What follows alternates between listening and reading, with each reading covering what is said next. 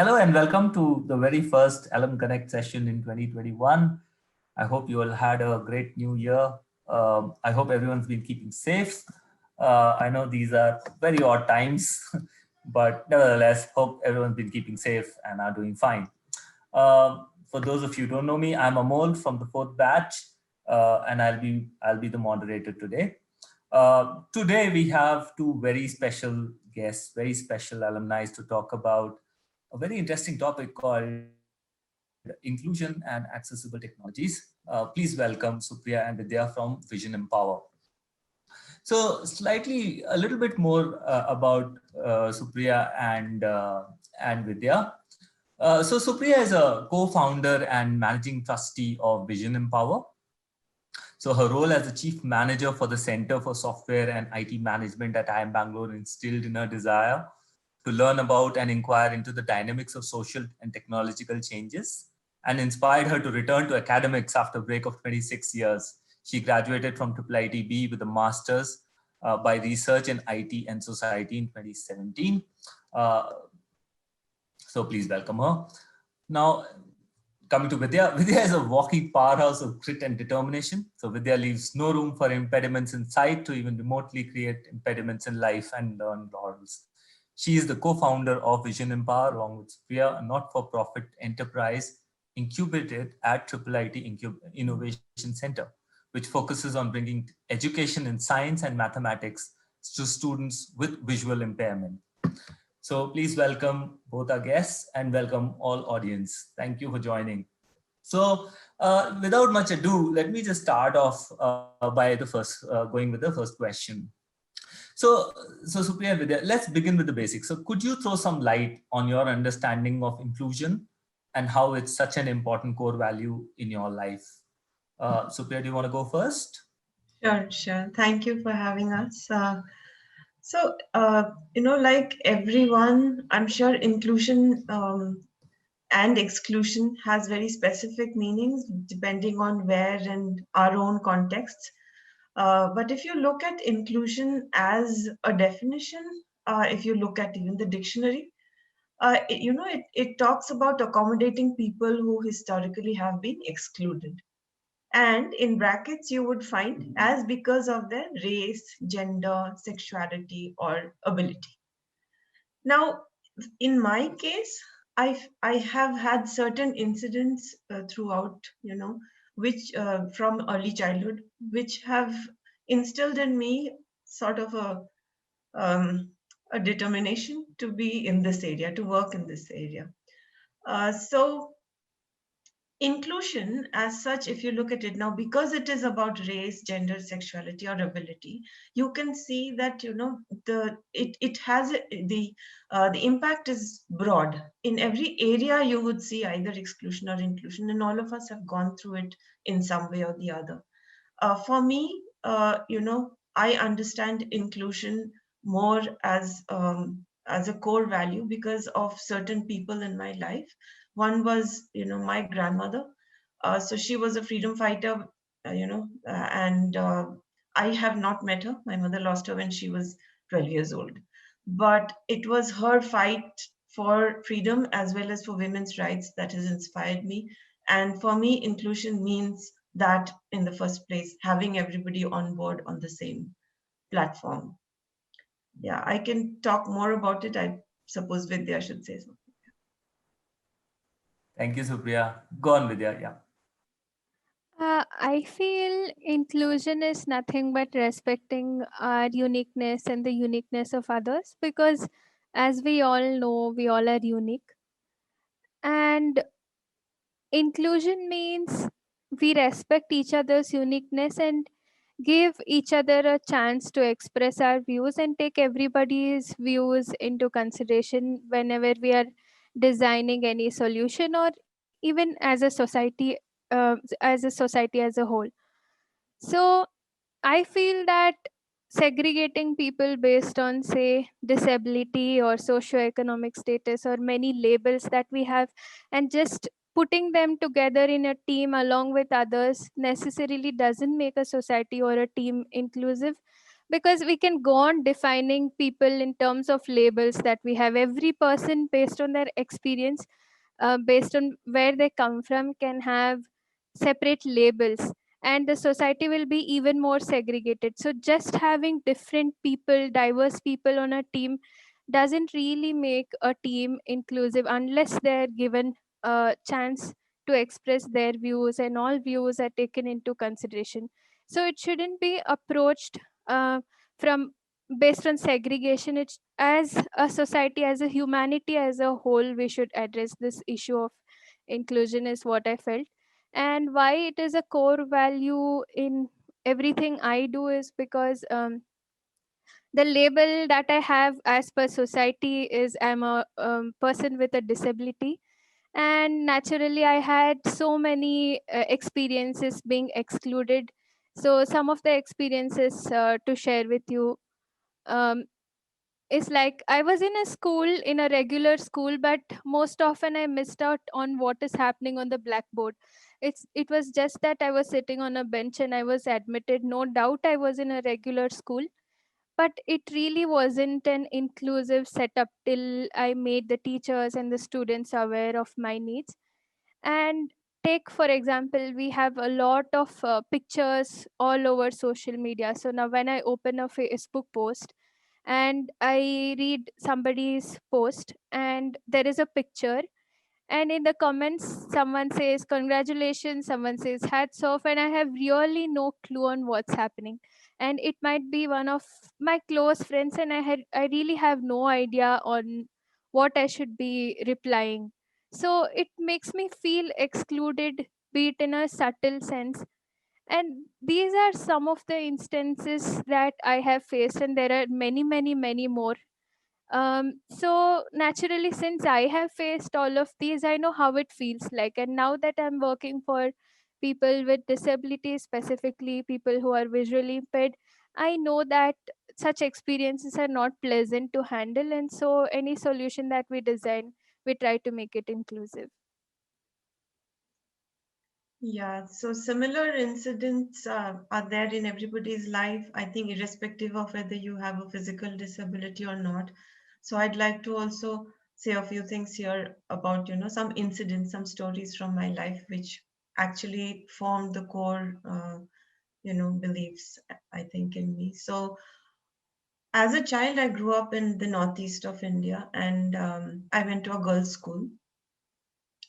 So this school was actually it was a government school which was run by British earlier. So we had a teacher who had also been a student in the school, who was an alum of the school. And she had told me once that when they were in the class, so they would have two separate rows for, the British children and for them entirely, and ensured that there was enough space in between the two. And even in the dining hall, they were segregated.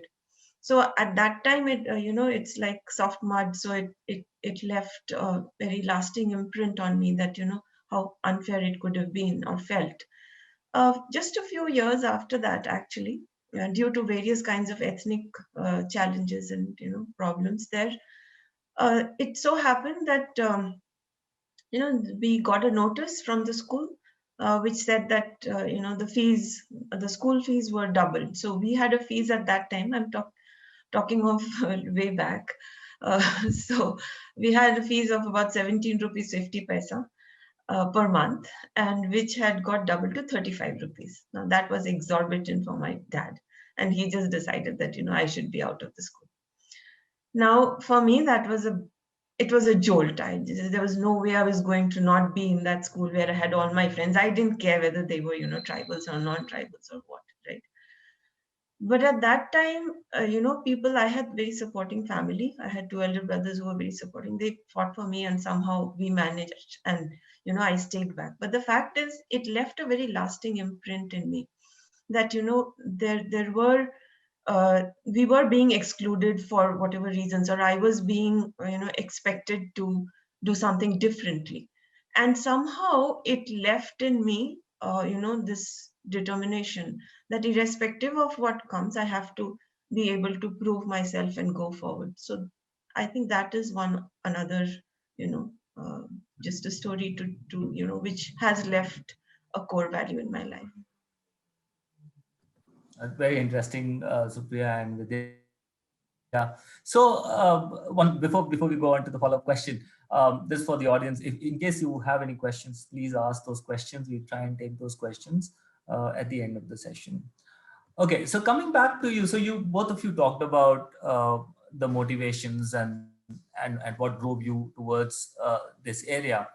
But yeah, so I would like to understand a little bit more in terms of how did you see the need for Vision Empower in all of this? So you've talked about your motivations or some of those motivations, and then how do you actually see the need for Vision Empower during that phase? Vidya, particularly you, when you were saying that you felt excluded when things were being taught in a blackboard, for instance. Would you like to share your thoughts on that?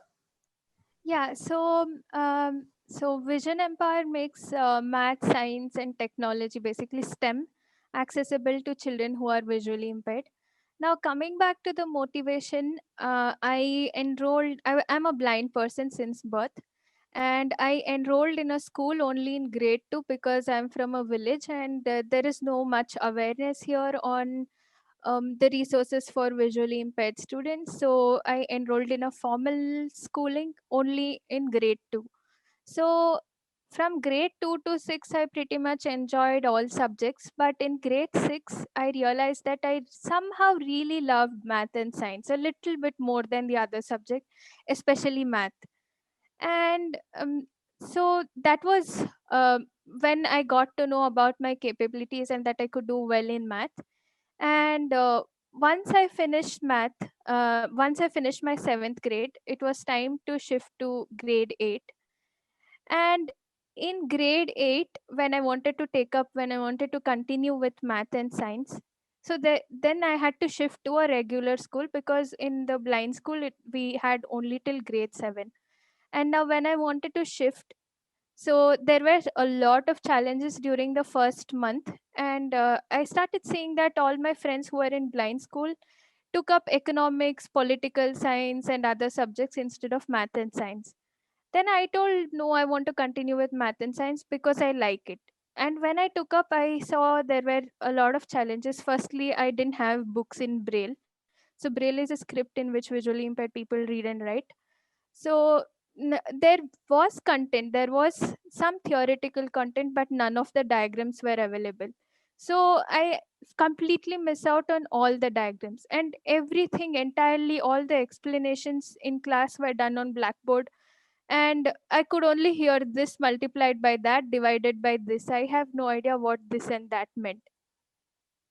And all of these issues were there, and my teachers were not qualified to teach me also because they are not trained on teaching a blind student.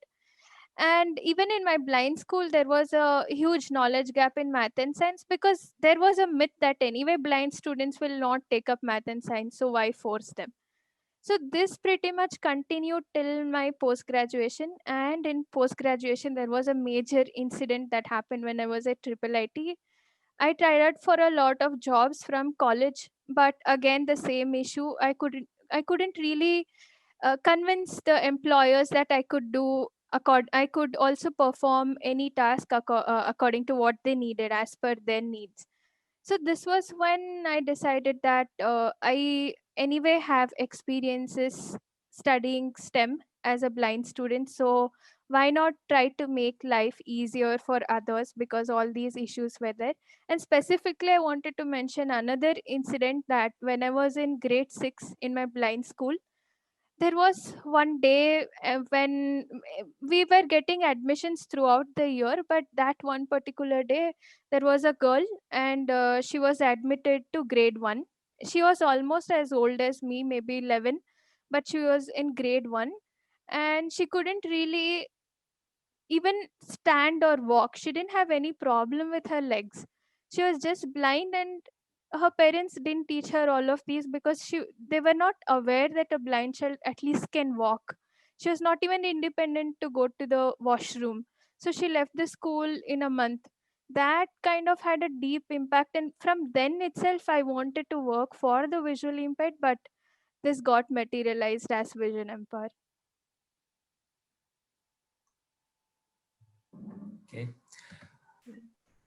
Supriya, do you want to add anything to that, to what Vidya is saying? Or? Yeah, so my joining Visual Empire, my working in the area of for visually impaired or in this space at all, it wasn't a planned thing event at all. And like you notice that for me, inclusion was about including various kinds of people, diversity, embracing diversity.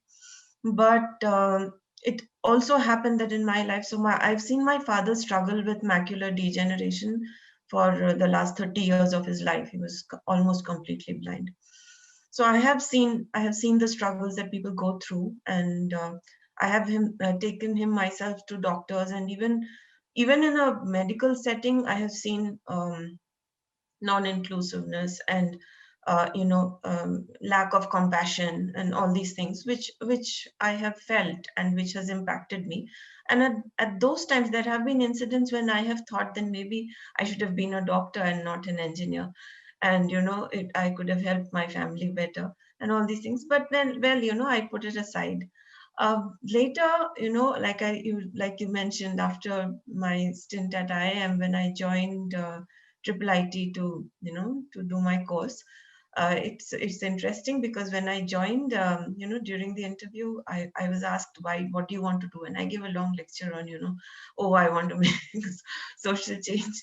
I want to work for the health in the health sector. I want to work in education. I want to work in social upliftment, and Professor Rajgopalan was like, okay, great, but you know what? It'll take eons to do all of that. Do you think you want to do? So, yeah, but then it was there at the back of my mind. But life has its own plans, and somehow I in the software industry, like you said, I was for more than 2 decades. I was there, and then when I came to Triple IT, I actually it so happened that the day of my interview, actually, I bumped into my ex-boss from an organization I worked earlier. And it so happened later that both of us were in the same class and attending class with people like Vidya, who were my children's age. So that is, that was what actually probably brought me to even understanding how Vidya studies, and motivated me to understand this area better. And then, of course, going ahead and working with schools for the blind, which I did even much before Vision Empire. I was just working with them because working with Vidya, sort of, I learned what was required for building the capability, as well as for those who are capable and how to work with them. And then after Vidya graduated, one thing led to the other, and it was just serendipity that I joined. Yeah. Yeah, that's yeah. Sorry, serendipity. Yeah, it's something that I like that word, serendipity. But yes, a lot of things that happen in life happens due to serendipity. It'll be quite interesting to know, and possibly would like to hear from both of you. So, what is the role of the institute overall that played in you having the entrepreneurial side and this initiative that you two have started? So, do you want to throw some light on that? Sure. So, I think I'm sure Vidya has a lot to say, because I think both of us feel very strongly about this, just being at Triple IT, even having met, I mean, I think we met because of Triple IT and everything. But I think the instinct, if looking at it a little more, in depth, the Institute has played a very critical role in nurturing Vision Empire. So broadly, you can look at it as, I would consider, maybe 4 large, broad areas. First is the training and preparation, So um, first of all, even having an inclusive setting where, a person who's above 45 can join a class with, children almost. My child was the same age as Vidya. And when I joined, and being in the class and allowing us to learn together and share our experiences with each other, I think it was a very liberating feeling, and it was really, really interesting. Everything was, I was like reliving my youth all over again. And everything that I learned, was like a training, it was a preparation. And without my knowledge, like I told you, I didn't join there to create an entrepreneur or become an entrepreneur. I just wanted to work in that space. And then the courses that were offered, like beginning from history of ideas, economic theory, social theory, ESIT, DSIT, even the qualitative methods and stuff we learned, it was so helpful, so useful, each of these things later. Then the projects that I worked on, the Engineers in India project or the Identities project, all these were these were sort of, they really laid the foundation for what I later did at Vision Empire in the last 3 years. So the training and preparation was very important. And I think IIIT pays a lot of attention to creating the curriculum. And I have really been, in awe of this entire process. And so that was very important. The second, I think, was I think the faculty contribution. I think Vidya, do you want to take that and about, the immense Yeah. contribution? Yeah. So right from when I joined Triple IT, so I joined for masters in digital society, but even before that 1 year, I was working as an intern at Triple IT. So back then, when I approached Professor Sadgopan, he was he didn't say no, just like any other institute. He said, give me a week's time, I will talk to other faculty and we'll see what we can do for you. Because I wanted to, first I thought I'll join an MTech program, but the requirement was that I need to finish bachelor's in engineering, and none of the institutes gave me engineering, so I couldn't join that course. But then they gave me an opportunity from Triple IT to work as an intern for 1 year.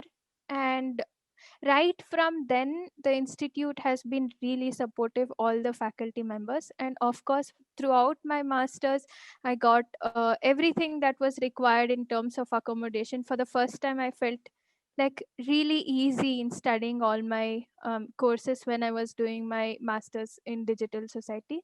And post that, I told you about how I couldn't really get through any of the job interviews. And it was one of the days when I went to Professor Amit Prakash. He was the coordinator of my program, master's program at that time. So then I said I want to start something on my own, and specifically to make math and science that is so challenging accessible and inclusive to children who are visually impaired.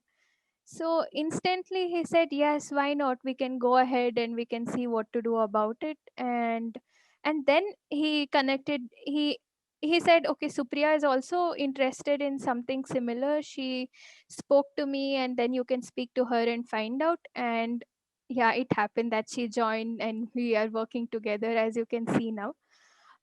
So Professor Amit Prakash played a very important role in even encouraging me to start Vision Empire, and all the support after that we got from the Innovation Center to incubate Vision Empire at the institute.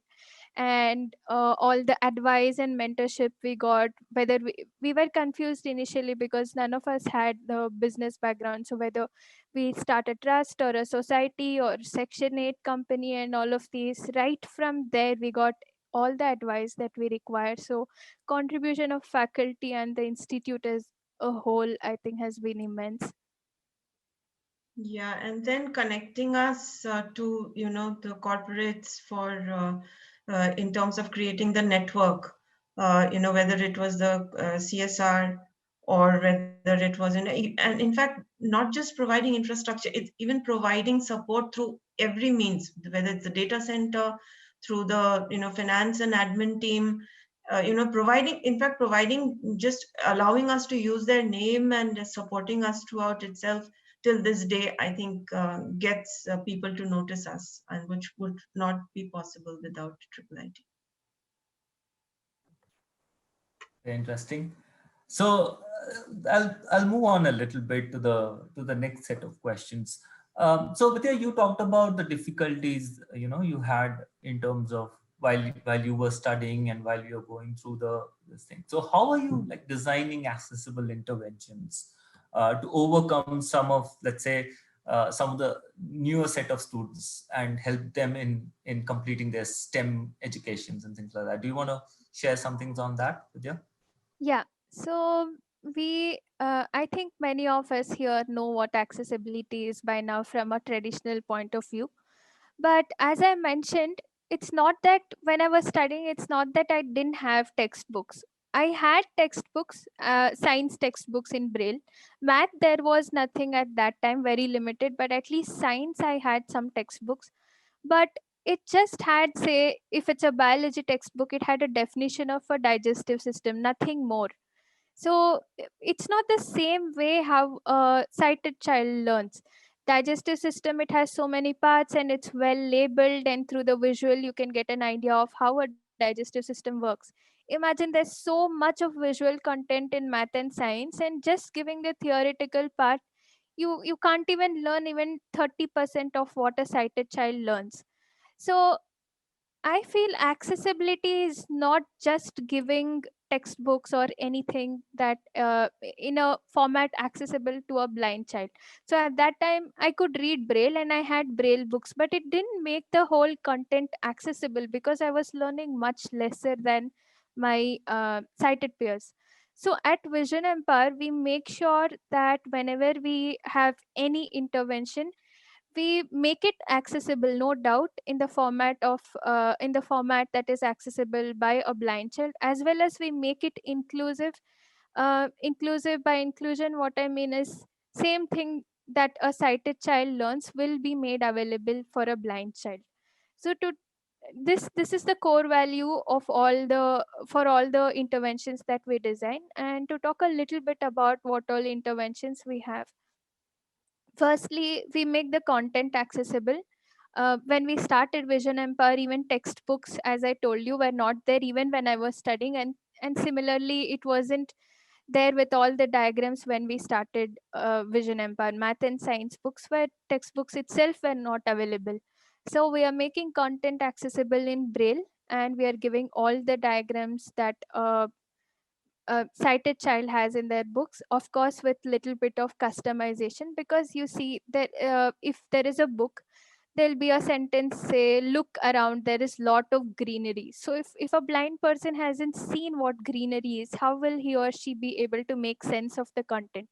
So definitely we need to customize the content, and secondly we need to make it inclusive and accessible. So content creation is one thing, and we train the teachers on this content because many of the teachers in blind schools whom we are working with are visually impaired themselves, so they haven't gone through math and science themselves, so naturally they have a lot of conceptual gap. And we try to address this through our teacher training programs, and also a lot of interventions that we come across that we design is really new, so we need to train the teachers on how to even use our material. So all of these is included in the teacher trainings that we have. And thirdly, we are working with Microsoft on digital literacy and computational thinking. I really don't have to tell what is computational thinking to this group of audience, I believe. So we can't really skip to computational thinking immediately when there is huge gap in terms of knowledge among the blind children compared to their sighted counterparts. So we start right from addressing basics, like we work with grade 1 2 3 children in computational thinking project. So firstly we make numeracy itself fun for visually impaired children through games. We have a lot of card games, online games as well now after COVID has started. So we make all of these accessible through fun. So so children, they play and learning happens as a side effect of play. And we have, when COVID had started, so all the regular schools were seamlessly shifting to digital platforms, and our teachers, the teachers who are blind, especially in the blind schools, they were left behind because they did not know how to use all of these digital platforms, say Zoom or Google Meet. So they lost so much of their time. And then we had to do something about it because anyway everything was moving online. So we made a list of digital literacy tutorials. We have about 23 episodes now of different apps, and we gave it to teachers and took their feedback and improvised based on whatever they said. So, digital literacy, reaching out to teachers through digital literacy has been one of our core initiatives from when COVID started. And we have a host of technology projects also. To briefly mention, we have a Braille book reader which is called the Hexis. Hexis is nothing but it. Uh, if you put any digital content into the device, it's like a refreshable braille display, and the dots come up and the child is instantly able to touch and feel what is there on the device through braille. So before, all of these was not possible because there were refreshable braille displays, but they were very costly and they were not specifically designed for children, and many children couldn't use it. So this is specifically designed for a child, and braille books are very voluminous and bulky, so you can't carry them everywhere.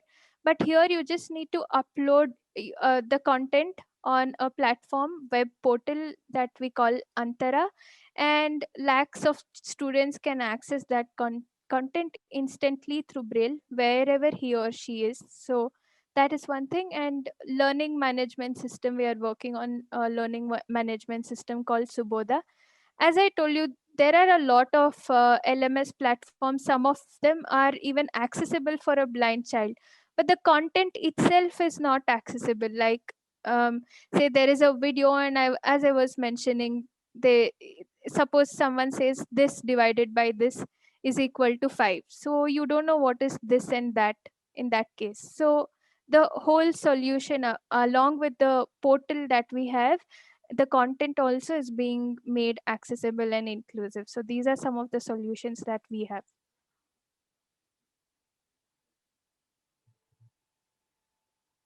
Yeah. Very interesting, Vidya. Very, very interesting. So, Supriya, for you, for example, so could you like give some examples on like how you were able to collaborate? I think you did mention about some of the things that college did or the institute did, but if you could throw some examples of how you were able to collaborate with partners or clients to create more accessible solutions that Vidya just talked about. Yeah, sure. In fact, there's nothing that Vision Empire portfolio has which is not a co-creation. So everything, we, like I said, we began with Triple IT, but we do like for all the projects that Vidya mentioned. So whether it's the content creation, we work with very closely with experts in the field, and there have been people who have been working in this area in their own, silos. So we try to create a ecosystem where people, all these organizations can come together and work closely. So for content creation, we work closely with, like I said, XRCVC, that's the Xavier's Resource Center for the Visually Challenged in Mumbai. Similarly, we work with another organization here called Matruchaya for the Braille books, and we have developed jointly a process through which you can actually have diagrams in the book printed in Braille. So this was something really interesting, and I think there's a very lot of good feedback on this, and this was totally a joint effort.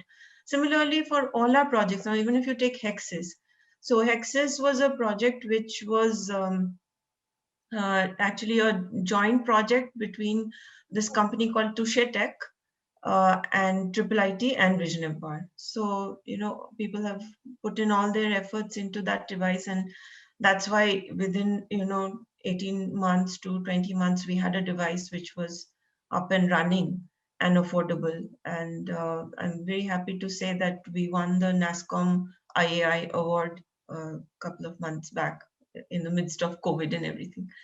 But yeah, so and all this is because of the efforts coming in from all our partners.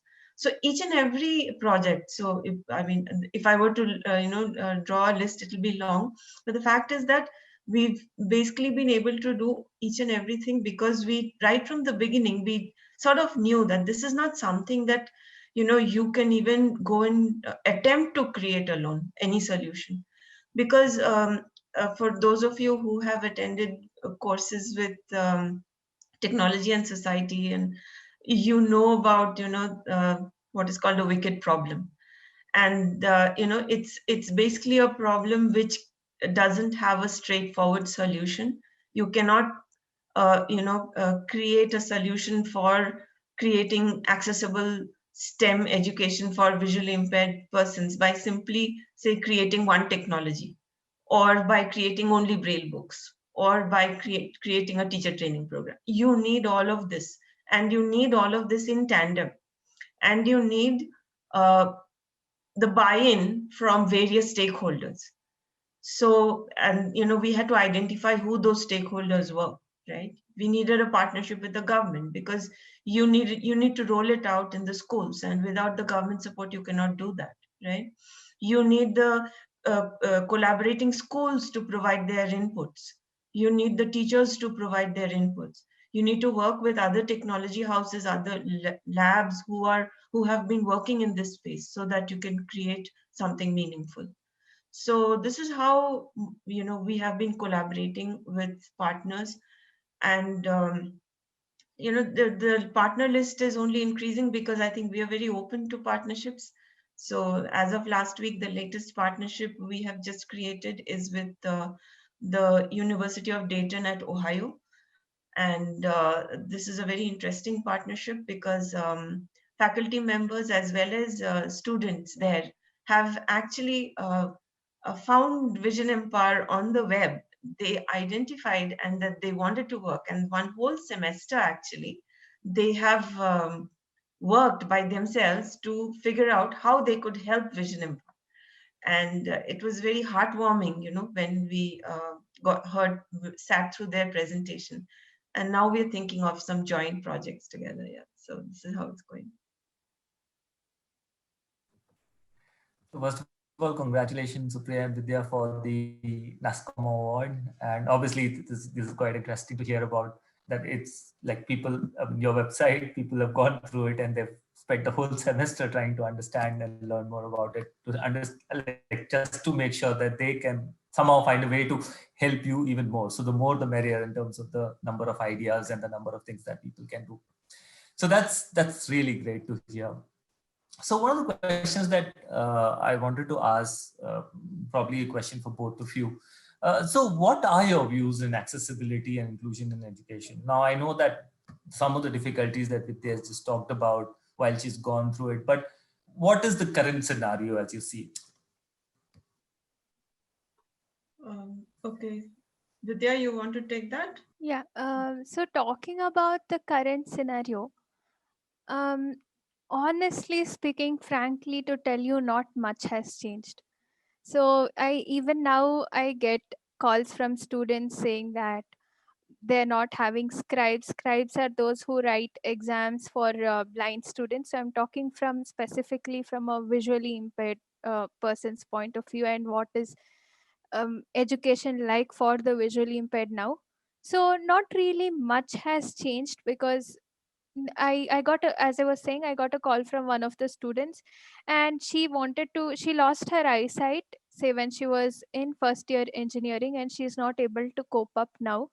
So she was confused what to do. So I suggested that she better shift to BCA, because it's more computer science. She was before in electrical engineering, and there the main problem that she had is her institute is thinking that if she gets a scribe, so she can teach them before itself, earlier itself, and it's easy to copy. But this girl cannot write the paper on her own because she's not able to see.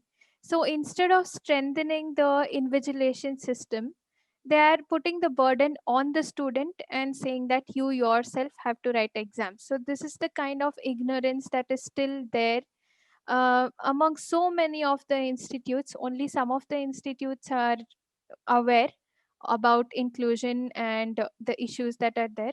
So I had to call the main university branch and then convince them to give her scribes. So, but one good news is the seeds are at least being sown now. People are at least talking about inclusion. There are take for example the CAGS center that we have at IIIT. So um, this is especially a center for studying about disabilities, and here different speakers are invited, and just they finished a winter school recently. And there are a lot of people at least available now as role models. So when I was studying, if I had to look up who has done math and science, so it was very difficult to find a blind person who has gone through the same struggle. Now we have at least 15 to 20 students across India, and our juniors will at least have a few role models, and then at least know that this is the direction that they should be looking at. That is a good point. And there is a new education policy that has come up, as most of us know, and there's a priority of inclusive education. In this there is a mandate, but I hope it's not just on paper and it will be implemented. It looks like it will be implemented because a lot of um, policy makers are involved in the decision making process, and there are people with disabilities who are also taken into consideration these days while making any policy. And that is a positive sign, because people with disabilities would have gone through the process and they know what is not accessible, and they can suggest some of the changes. And social media here has played a very important role. For example, this is not example related specifically to education, but recently there was a petition on change.org, and to make Swiggy accessible. Like this, the whole community writes to SBI chairman, say to make something, some captcha, if they introduce a captcha which is visual, everyone writes to him saying we want audio captcha. I think social media is also playing an important role for people with disabilities to voice out their opinions and make some of the inaccessible systems much accessible.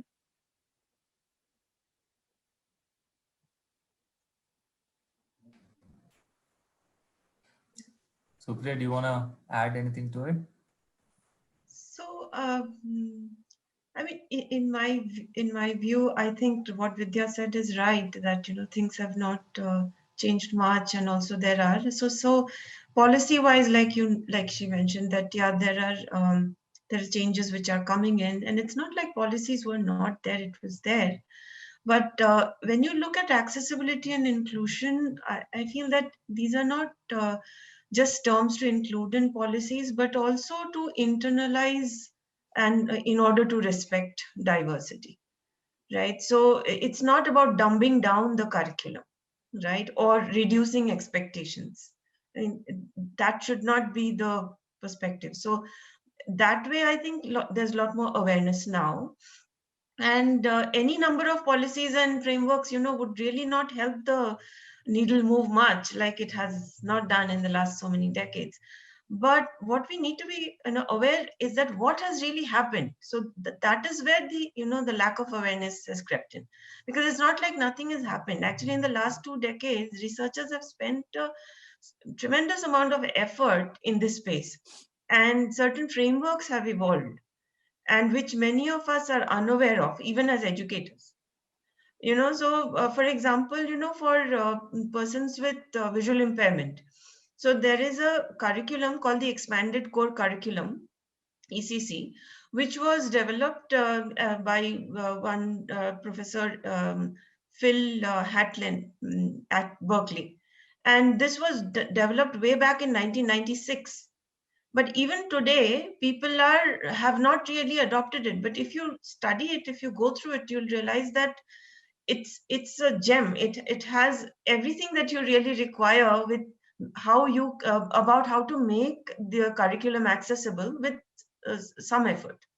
So and how to include it, how to include it and infuse it into the core curriculum that all countries are offering. right? So it's there. So it's just that we are not aware. We are stuck to some 50-year-old ways of teaching, and we're not really keeping ourselves up to date, right? Similarly, there is the universal design for learning. Tremendous amount of work has happened in that area. So to us, when we hear universal design for learning, it might sound like this is a way about finding all kids to learn in the same way. Actually, it's just the opposite. It's about respecting the individual's specific way of learning, right? It's about the variety of methods that you can introduce to remove the learning barriers, right, of the different ways of learning in a class. And so if you follow those principles and create lesson plans and incorporate these principles into the material, then a lot of things can happen. So I think these are happening now, and that way IIIT has been playing a, a front runner role, because a couple of, like she mentioned, the CAGS, similarly the IUA, the Inter-University Alliance, was created. So IIT Kanpur, IIT Madras, IIIT Bangalore, IIM Bangalore, and similar many other universities have come together to create this association of universities to foster accessibility and inclusion, and somehow Vision Empire is also in that. So yeah, so that's so there are a lot of things happening too. That's the thing, yeah. That's really good to know, Supriya and Vidya. So something that I think is relevant for all of us, I think people who are hearing this. So that question is, how can organizations and individuals make an impact in all of this? So question for both of you, Supriya and Vidya. Supriya, you would like to start first. Okay, sure. So if I look at organizations, you can look at various kinds of organizations. So in a way, I think I mentioned earlier about the various kinds of stakeholders who are involved in addressing the problem. But if you look specifically at, say, any sort of inclusion, you will find that, there are maybe 4 or 5 large groups of organizations, right? So it's the policy making bodies of the government, and then you have the non-government organizations who work closely with these bodies, and then you have the academia, and then you have the corporates, right?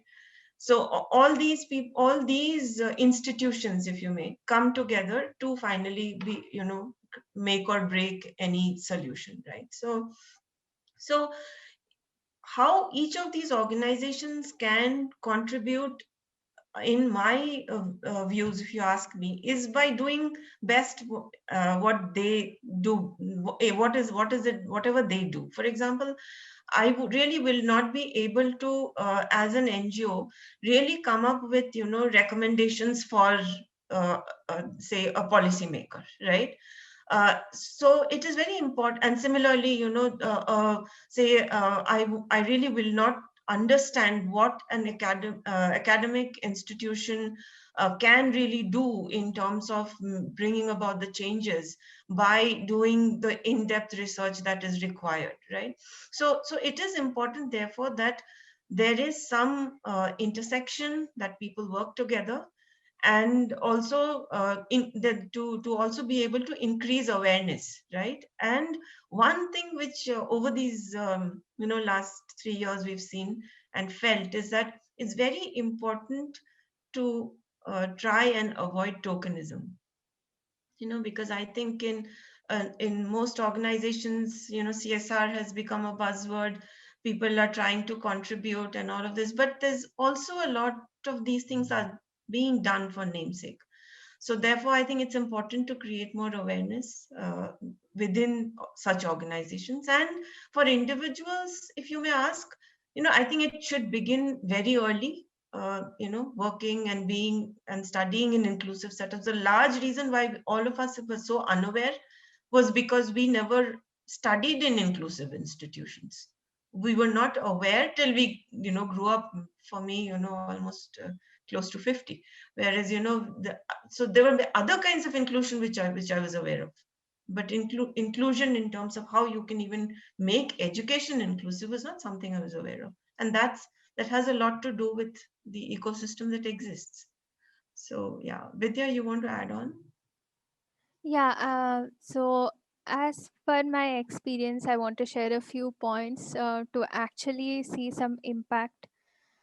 Firstly, I think as organizations and as individuals, we need to drop some of our assumptions that we have about anyone. Forget about disabled people or about just about other human beings. Like, we just have to interact and ask them to share what they are interested in or what they want or what accommodation someone might need, because we might not have gone through their experiences and lived their life to make assumptions. So, talking from a visual impairment point of view, a lot of people assume that visually impaired people make good musicians. So, people who really don't like to sing are being forced to become musicians.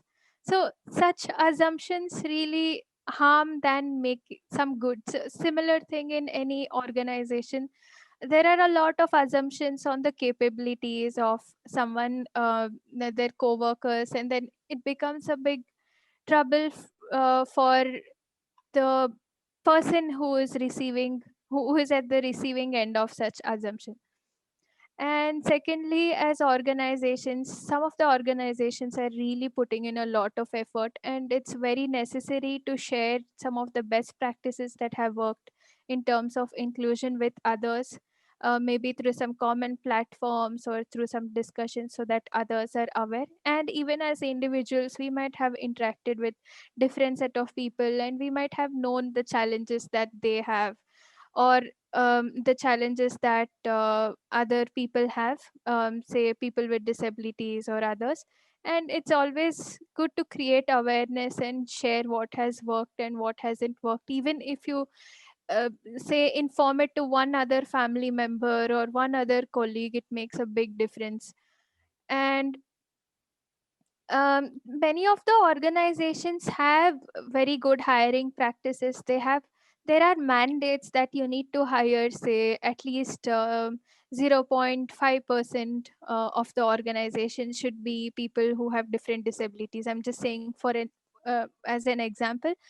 But even here, assumptions play a very important role. For example, some of the organizations are hiring people who are visually impaired for specific roles, only for those roles.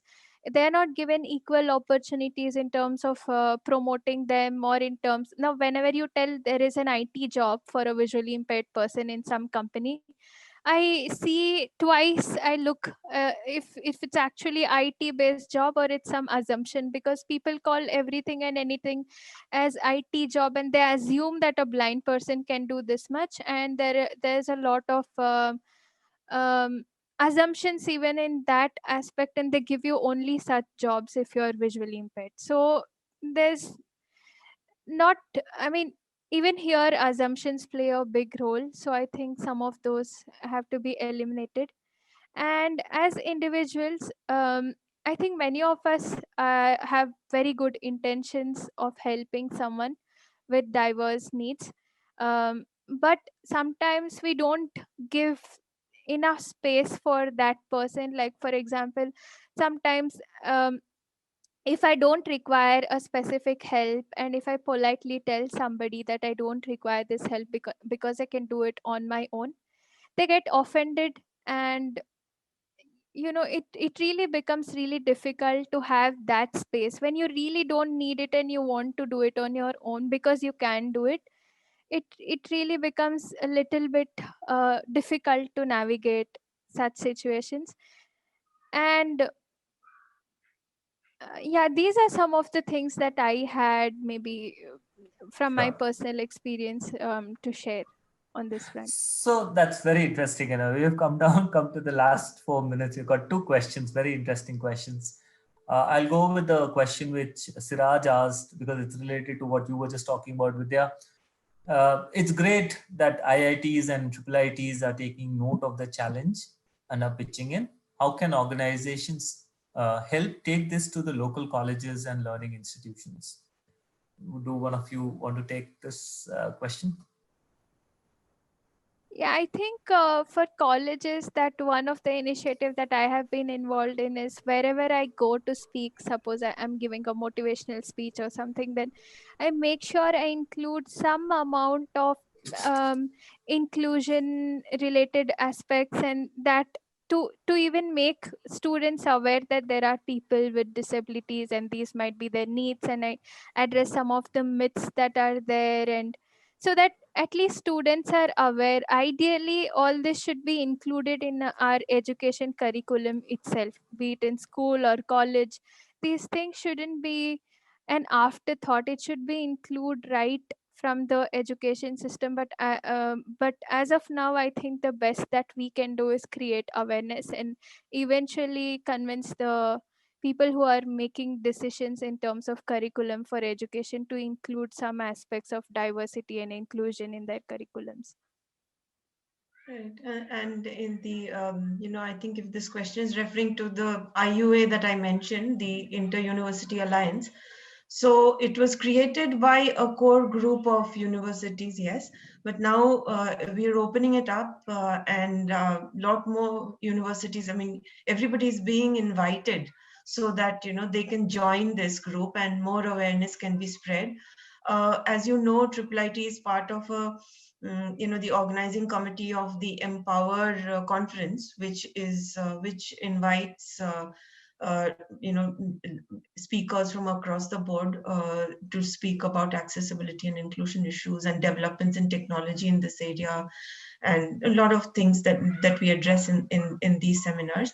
So this has really created some sort of an awareness wave, and many organizations and other colleges have started now showing interest, and I'm sure by the year end there'll be many more colleges and institutions who have joined, who would have joined IUA. And we are also creating a website where we are actually publishing all the requirements that a college or a university is required to meet to have basic accessibility in place. So and I'm sure many more sessions, and the Center for Accessibility in the Global South at IIIT is going to be creating courses on accessibility. And yeah, there'll be collaborations with central bodies, which like the engineering college, AICTE, and all of those, to be able to create more awareness among all the local colleges. Okay, so last 1 minute, and I have a last 1 minute, one question that I would ask. So this is a question asked by my friend Anaga Prasad. So she's saying such inspiring stories, both of them are sharing. I have had a brief working with Supriya. I think for Vision Empower, and the passion with which you work is very inspiring. Question for both of them is that what is it that they want to accomplish by 2022? And also, are they working with schools across India or only in Bangalore? And then if there is some time, there's another part of the question is what are the challenges they face when they took up this inclusion project? So very quickly, thank you, Anaga, for being on this platform today. And yeah, she's a lovely storyteller, and I love to hear her stories. So yeah, the question is by 2022. Now, let me tell you one thing is that, honestly, I have no idea because we really we plan. I won't say we don't plan. We plan, but every day throws surprises, and every day is uncertain for us in our organization. So, in fact, with Anagha, we wanted to do something on storytelling, and that time we just did not materialize because of all other uncertainties which came in. Whoever imagined COVID, right? And so we were planning last year to actually be able to go and work with 10 schools throughout this last year. And that was just not possible, obviously. But again, I will say thanks to our training at IIIT, it happened that, we were able to utilize these last 9 or 10 months, to the fullest. We are all working from home, but we were able to create content. We were able to perform research. We were able to create online teacher training. Vidya was able to create digital literacy tutorials for teachers and what have you. I mean, we've done a lot of work in the lab, and all these things, it's not like we planned. It happened. Yes, there are plans. The plans are that for this year, we are planning to reach out to 30 schools, and 30 schools all across India. If you which means, we are looking at 21 schools in Karnataka, and about 2 schools each in another 3 states, and 3 schools in 1 state. So that's comes to 30. That's the plan. And yeah, we I mean, other than that, we don't know, because going forward, there seems to be a lot of demand for some of our solutions at the inclusive schools, because we actually work with the schools for the visually impaired. That's what we started with. But now there's a lot of discussion going on with even with policymakers and stuff who are looking at this and saying, hey, you know what, this can work for people with maybe learning disabilities, people with for teachers who want to have an inclusive classroom. And I told you about the ECC and the UDL, and we try to follow those. So everybody's trying to see how it can. So I'm really excited, and I'm sure Vidya, if you want to add a sentence. I think we're up on time too. Sorry. Yeah, I think coming to the challenges part, there are challenges because we are catering to different states, so there'll be different languages that our content will have to be, and screen readers are the tools that visually impaired people use to access phone or computer. There's software which converts text to speech, so they're not advanced enough for all these languages. This is one of the major issue, and getting all of them to digital platforms, and there are a lot of challenges. I can go on listing, but I think we'll take one day at a time and see how it goes. All right, Vidya, thanks a lot. And thank you, Supriya. Thank you, Vidya, for sharing your thoughts, sharing some of these things was quite interesting. And thank you all, everyone, for joining. It's great hearing, and it's great to have everybody here. So thank you all, so and much for thank you very having much. us. It's great to be on this platform. Thank you so much. Thank you. Pleasure was ours. Thanks a lot. Have a good evening. Bye-bye. Bye-bye.